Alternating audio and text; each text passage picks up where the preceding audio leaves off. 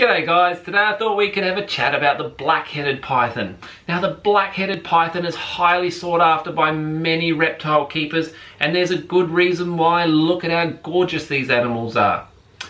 Now I think if you're ever going to get yourself a black-headed python, you really need to be cautious of a couple of things. First of all, they grow pretty fast. The one I have here in my hands is only a yearling, and it's already quite a big snake, so you've got to be prepared that in quite a short time you're going to need to upgrade its enclosure and put it in something quite large.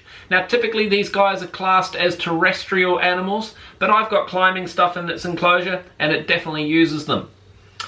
Now black-headed pythons in the wild are pretty much reptile specialists, although they'll still take mammals occasionally and birds if they can get them. They will pretty much spend most of their time eating reptiles, and that actually includes venomous snakes. Now in captivity though, we don't have access to feeding them reptiles all the time, so we typically feed them on a diet of rodent, which they will happily take. But the problem is black-headed pythons can get obese quite quickly.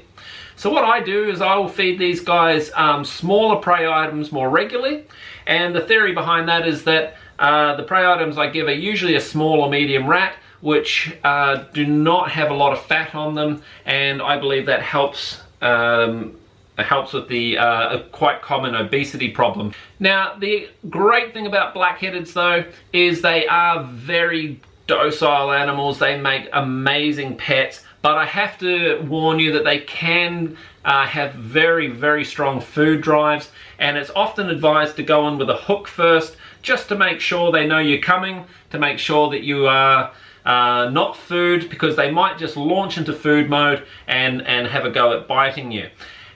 Typically these guys don't bite out of any other reason other than making a mistake.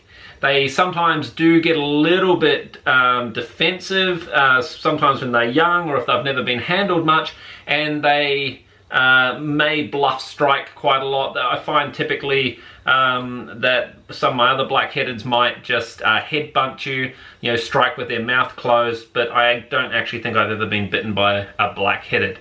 Not to say that you might not get the odd spirited animal that certainly might bite and might need a bit of time to calm down, but for the most part they are generally very good pets.